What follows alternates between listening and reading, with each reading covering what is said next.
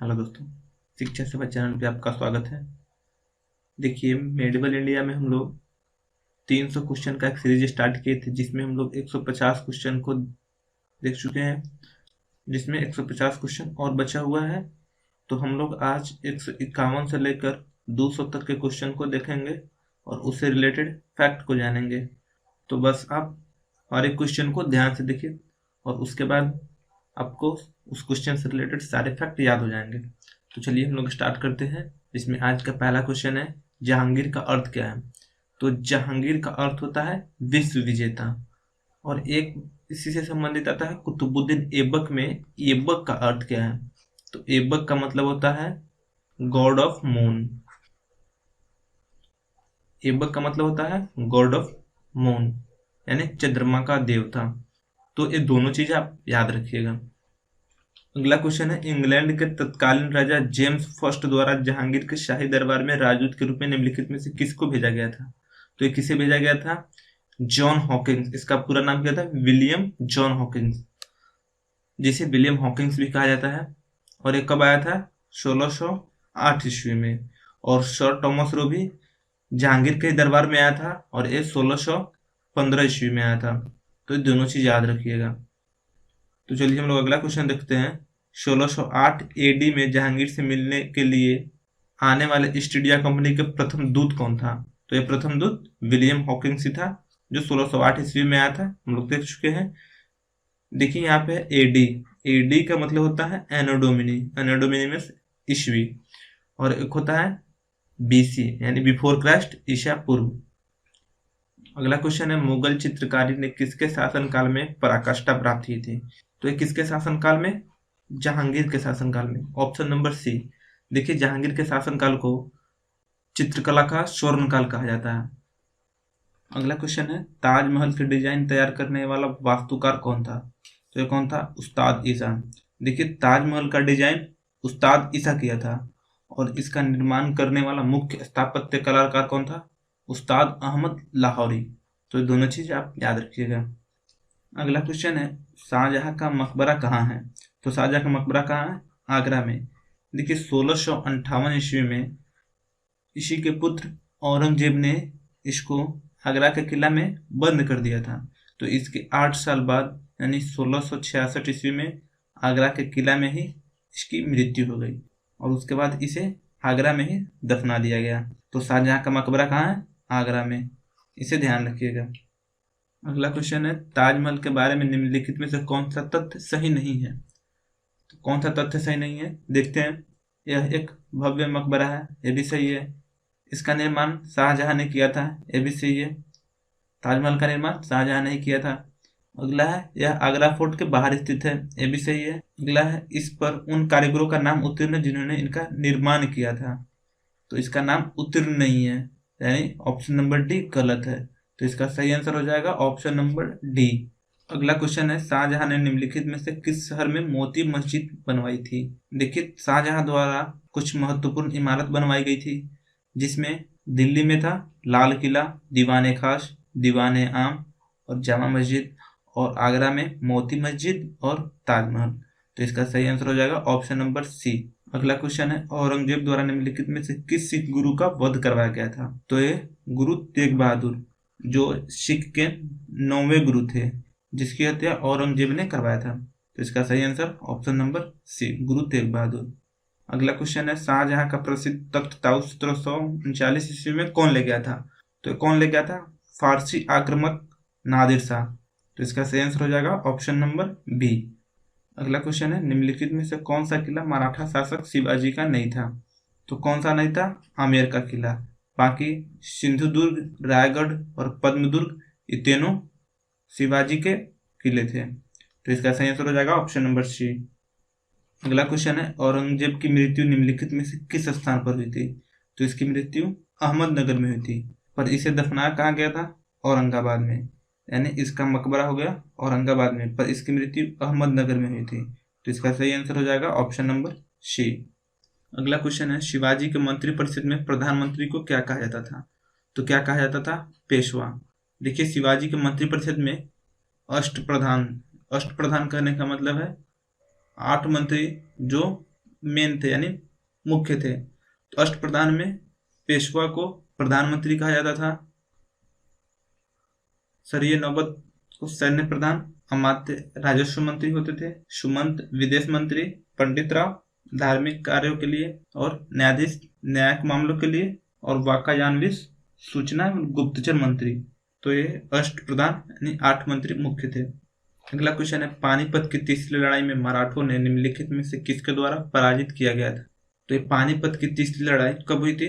1761 ईस्वी में, और ये अफगान शासक अहमद शाह अब्दाली और मराठा के बीच हुआ था, जिसमें मराठा हार गए थे और अफगान शासक अहमद शाह अब्दाली जीत गया था। तो इसका सही आंसर हो जाएगा ऑप्शन नंबर ए। देखिए, ये तो पानीपत का थर्ड बैटल है यानी तीसरी युद्ध है। दूसरा युद्ध कब हुआ था? 1556 ईस्वी में, और पहला 1526 ईस्वी में। देखिए, दूसरा युद्ध अकबर और हेमू के बीच में, और पहला बाबर और इब्राहिम लोदी के बीच में। तो ये तीनों चीज याद रखिएगा। अगला क्वेश्चन है, ताजमहल के अंदर के उद्यान को क्या कहा जाता था या डैश के रूप में जाना जाता था? तो यह मुगल गार्डन के रूप में जाना जाता था। Option number A. अगला क्वेश्चन है, शिवाजी के गुरु कौन थे? तो शिवाजी के गुरु कौन थे? रामदास। Option number B. अगला क्वेश्चन है, शिवाजी का राज्याभिषेक हुआ था, तो ये कब हुआ था? 1674 ईस्वी में। और ये कहाँ हुआ था राज्याभिषेक? वाराणसी के रायगढ़ में। तो इसे भी ध्यान रखिएगा। और इनका जन्म 1627 ईस्वी में शिवनेर के किला में हुआ था, और 1680 में इनकी मृत्यु, 1627 में तो बताए ही हैं इनका जन्म हुआ था, और 1670 ईस्वी में और 1664 ईस्वी में इन्होंने सूरत को लूटे थे। इसमें मेन 3 पॉइंट है। शिवाजी का जन्म 1627 ईस्वी में शिवनेर के किले में, 1674 में इनका राज्याभिषेक हुआ था वाराणसी के रायगढ़ में, और इनकी मृत्यु 1680 ईस्वी में। और इससे रिलेटेड एक और पॉइंट याद रखिएगा कि शिवाजी का राज्याभिषेक वाराणसी के प्रसिद्ध विद्वान गंगा भट्ट द्वारा किया गया था। तो शिवाजी से संबंधित इतना पॉइंट को आप याद रखिएगा। चलिए हम लोग नेक्स्ट क्वेश्चन देखते हैं। 1700 ईस्वी में राजा राम की मृत्यु के बाद मराठों ने मुगलों के विरुद्ध युद्ध उसकी वीर पत्नी डैश के नेतृत्व में जारी रखा। तो किसके नेतृत्व में? ताराबाई के नेतृत्व में। Option number A. अगला क्वेश्चन है, निम्नलिखित में से कौन सी शिवाजी की राजधानी थी? तो शिवाजी की कौन सी राजधानी थी? रायगढ़। देखिए, रायगढ़ में शिवाजी को राज्याभिषेक हुआ था जो वाराणसी में है, और रायगढ़ को ही शिवाजी ने अपना राजधानी बना लिया। तो इसका सही आंसर हो जाएगा ऑप्शन नंबर बी। अगला क्वेश्चन है, यूरोपियन शक्ति पहचानिए जिससे शिवाजी ने तोपे और गोला बारूद प्राप्त किए थे। तो ये फ्रांसीसी द्वारा शिवाजी हमेशा गोला बारूद खरीदा करते थे। तो इसका सही आंसर हो जाएगा ऑप्शन नंबर ए। अगला क्वेश्चन है, चौथ क्या है? तो चौथ का मतलब है शिवाजी जिन राज्य पे राज्य करते थे, तो उससे जो पड़ोसी राज्य था उस पे भूमि कर जो वसूलते थे उसी को चौथ कहा जाता था, यानी पड़ोसी राज्यों पर शिवाजी द्वारा लगाया गया भूमि कर। तो इसका सही आंसर हो जाएगा ऑप्शन नंबर डी। अगला क्वेश्चन है, नूरजहां किस मुगल सम्राट की पत्नी थी? तो ये किसकी पत्नी थी? जहांगीर की। देखिए, नूरजहां का वास्तविक नाम मेहरुनिशा था, और अकबर की पत्नी का नाम क्या था? देखिए, ऐसे अकबर के पास लगभग 200 पत्नी थी। उसमें से कुछ था मरियम जमानी, हरखाबाई, जोधाबाई, और औरंगजेब की पत्नी का नाम दिलरास बानो बेगम, और शाहजहां की पत्नी का नाम अर्जुमंद बानो बेगम। तो ये चीज भी आप याद रखिएगा। अगला क्वेश्चन है, शिवाजी के समसामयिक मराठा संत का नाम, यानी उनके समकालीन मराठा संत कौन थे? तो ये कौन थे? Sant Tukaram. Option number B. अगला क्वेश्चन है, शिवाजी के प्रशासन में पेशवा कहा जाता था। तो पेशवा किसे कहा जाता था? प्रधानमंत्री को। धार्मिक मामलों के मंत्री को पंडित राव, रक्षा मंत्री को सरिये नौबत, और न्याय मंत्री को न्यायाधीश। तो इसे भी आप याद रखिएगा। यहाँ पे मुख्यमंत्री नहीं बल्कि प्रधानमंत्री होगा। अगला क्वेश्चन है, गुरु नानक का जन्म स्थान कौन सा है? कौन सा है? तलवंडी। इनका जन्म तलवंडी में हुआ था। अगला क्वेश्चन है, खालसा पंथ की स्थापना किसने की थी? तो किसने की थी? गुरु गोविंद सिंह, जो सिख के 10वें गुरु थे। अगला क्वेश्चन है, निम्नलिखित में से किस सिख गुरु ने गुरु नानक की जीवनी लिखी थी? तो ये किसने लिखी थी? गुरु अंगद देव ने। तो इसका सही आंसर हो जाएगा ऑप्शन नंबर ए। अगला क्वेश्चन है, किस सिख गुरु ने स्वयं को सच्चा बादशाह कहा था? तो किसने कहा था? गुरु हरगोविंद, ऑप्शन नंबर बी। अगला क्वेश्चन है, गुरु गोविंद सिंह द्वारा खालसा पंथ की स्थापना किस वर्ष में की गई थी? तो कब हुआ था? 1699 ईस्वी में। और गुरु गोविंद सिंह सिख गुरु के 10वें गुरु थे, जो 1675 से लेकर 1708 ईस्वी तक थे। तो इसे भी आप ध्यान रखिएगा।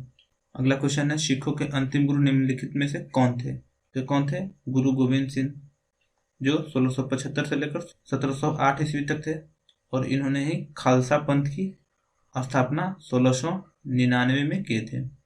चलिए हम लोग अगला क्वेश्चन देखते हैं। वह पुर्तगाली नौचालक कौन था जिसने केप ऑफ स्टॉर्म्स को पार करने में सफलता प्राप्त की और इसका नाम केप ऑफ गुड होप रखा? तो किसने रखा था? वास्को डी गामा, जो 1498 ईस्वी में भारत में आया था, और इन्होंने ही भारत में आने के लिए समुद्री मार्ग का खोज किया था। चलिए हम लोग अगला क्वेश्चन देखते हैं। अकाल तख्त का निर्माण किया था? तो अकाल तख्त का निर्माण किसने किया था? गुरु हरगोविंद। देखिए, अकाल तख्त का अर्थ होता है ईश्वर का सिंहासन, जिसका निर्माण गुरु हरगोविंद ने किए थे। तो इसका सही आंसर हो जाएगा ऑप्शन नंबर सी। अगला क्वेश्चन है, मनसबदारी प्रणाली किसने आरंभ की थी? तो ये अकबर ने प्रारंभ किया था। अगला क्वेश्चन है, शेरशाह ने किस युद्ध में हुमायूं को पराजित किया था और गौर पर कब्जा किया था? तो किस युद्ध में?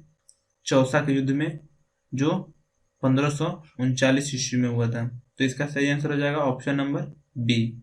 अगला क्वेश्चन है, गोवा में सती प्रथा को समाप्त करने वाला पुर्तगाली गवर्नर कौन था? तो ये कौन था? अल्बुकर्क। अगला क्वेश्चन है, गीता का फारसी में अनुवाद किसने कराया था? तो ये किसने कराया था? दारा शिको, जो शाहजहां के सबसे बड़े पुत्र थे, जिसे मिनी अकबर भी कहा जाता है। इसे भी आप ध्यान रखिएगा। तो चलिए हम लोग नेक्स्ट क्वेश्चन देखते हैं। निम्नलिखित में से कौन औरंगजेब के उत्तराधिकारी बना? तो ये कौन बना था? Muazzam, option number D. अगला क्वेश्चन है, मेवाड़ के राणा प्रताप सिंह को मुगल सेना ने किस लड़ाई में पराजित किया था? तो किस लड़ाई में पराजित किया था? हल्दी घाटी के युद्ध में। अगला क्वेश्चन है, अलाई दरवाजा किस विश्व विरासत स्थल में है? तो किस स्थल में है? कुतुब मीनार में, ऑप्शन नंबर बी। और एक कुतुब मीनार का निर्माण किसने स्टार्ट किया था? कुतुबुद्दीन ऐबक ने, पर इसे 1229 ईस्वी में इल्तुतमिश ने इसे पूरा करवाया था। ये भी आप ध्यान रखिएगा। तो चलिए हम लोग नेक्स्ट क्वेश्चन देखते हैं। भारत में बीबी का मकबरा कहाँ स्थित है? तो ये कहाँ स्थित है? औरंगाबाद में। अगला क्वेश्चन, निम्नलिखित में से किन मुगल सम्राटों ने स्वयं अपनी आत्मकथा लिखी है? तो हमें सिर्फ एक नाम याद आता है, और वो बाबर का, जो बाबरनामा खुद लिखा था। पर जहांगीर ने भी अपनी आत्मकथा खुद लिखा था, पर ये अपनी आत्मकथा को पूरा नहीं कर पाया था। तो ये पूरा करने का श्रेय किसे दिया जाता है? मोतबिंद खां को दिया जाता है। तो इसका सही आंसर हो जाएगा ऑप्शन नंबर बी, बाबर और जहांगीर। बाबर के आत्मकथा का नाम है बाबरनामा, और जहांगीर के आत्मकथा क्या नाम है? तुजुक जहांगीरी। तो ये भी ध्यान रखिएगा। अगला क्वेश्चन है, सर्वाधिक सशक्त पेशवा कौन था? तो ये कौन था? Bajirao, option number B. अगला क्वेश्चन है, भारत का प्रथम मुगल बादशाह कौन था? कौन था? बाबर। अगला क्वेश्चन है, जब ईस्ट इंडिया कंपनी का गठन हुआ था उस समय भारत का मुगल बादशाह कौन था? तो ये कौन था? अकबर। देखिए, अकबर का शासनकाल 1556 से लेकर 1608 ईस्वी तक था, और ईस्ट इंडिया का गठन कब हुआ था? 1600 ईस्वी में। तो उस समय कौन मुगल बादशाह था? अकबर। सही आंसर हो जाएगा ऑप्शन नंबर डी। अगला क्वेश्चन है, जहांगीर की कब्र कहाँ बनाई गई थी? तो ये कहाँ बनाई गई थी? लाहौर में। चलिए अगला क्वेश्चन देखते हैं। अकबर की दूसरी राजधानी कौन सी थी? तो ये कौन सी थी? फतेहपुर सिकरी, जो कहाँ है? यूपी में। अगला क्वेश्चन, निम्नलिखित में से क्या सद्र उस सद्र से संबंध है? तो ये गिरजे संबंधी मामले से संबंधित है। अगला क्वेश्चन है, अकबर अपना धार्मिक विचार विमर्श कहाँ करता था? तो ये कहाँ करता था? इबादत खाना में, ऑप्शन नंबर सी। चलिए अगला क्वेश्चन देखते हैं हम लोग। निम्नलिखित में से किस मुगल शासक ने संगीत और नृत्य पर प्रतिबंध लगाया था? किसने लगाया था? औरंगजेब ने। अगला क्वेश्चन है, निम्नलिखित में से किस मुगल शासक को निर्माताओं का राजकुमार कहा जाता है? तो किसे कहा जाता है? शाहजहां को, क्योंकि ने अपने शासनकाल में बहुत सारे भवन का निर्माण किया था, जैसे दिल्ली का लाल किला, दिल्ली का दीवाने खास, दीवाने आम, जामा मस्जिद, आगरा का मोती मस्जिद, ताजमहल। इसलिए इसे निर्माताओं का राजकुमार कहा जाता है। तो इसका सही आंसर ऑप्शन नंबर सी। तो चलिए दोस्त, हम लोग के यही 50 क्वेश्चन थे। हम लोग 200 तक के क्वेश्चन को देख लिए। अब हम लोग नेक्स्ट वीडियो में 201 से लेकर 250 तक के क्वेश्चन को देखेंगे। देखिए, अगर आप 1 से लेकर 150 तक के क्वेश्चन को नहीं देखे हैं तो वो भी आप देख लीजिएगा, ताकि आपका एक सीक्वेंस बना रहेगा। तो चलिए हम लोग मिलते हैं नेक्स्ट वीडियो में। अगर ये वीडियो आपको पसंद आया हो तो वीडियो को लाइक और चैनल को सब्सक्राइब जरूर कीजिएगा। इस वीडियो को देखने के लिए आपका बहुत बहुत धन्यवाद।